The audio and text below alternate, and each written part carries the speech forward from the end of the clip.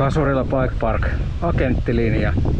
Yhdistetään toi 3- ja 4-linjaa. 3:ssa on mukava mettä ja 4:ssä on kiva hyppiboksi lopussa ja 3:n loppu on vähän tylsää.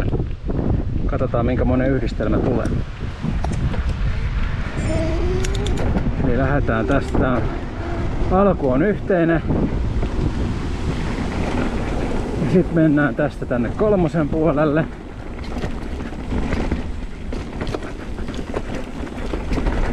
Tässä on ensinnäkin aika kiva hyppy.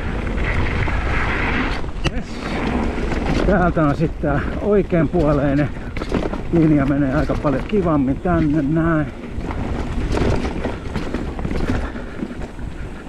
Sitten jatketaan, tässä on pari eri optioa, eli tästä pystyisi menee jo, mutta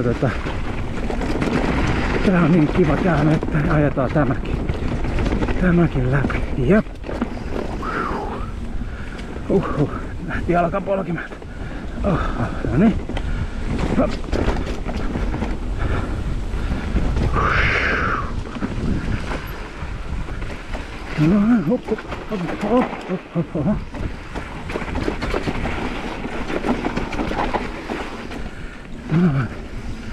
Tosta jotenkin jos pääsis tonne, mutta ei suoraan pääse.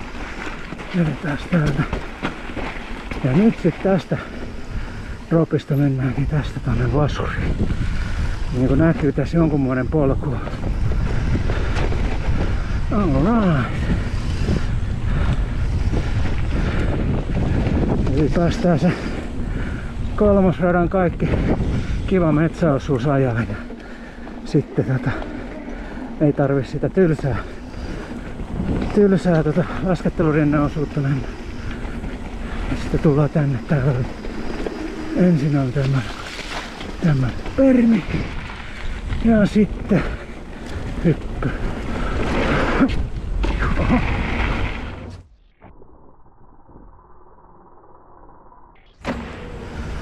Lähti peräkorkeaksi. Alright.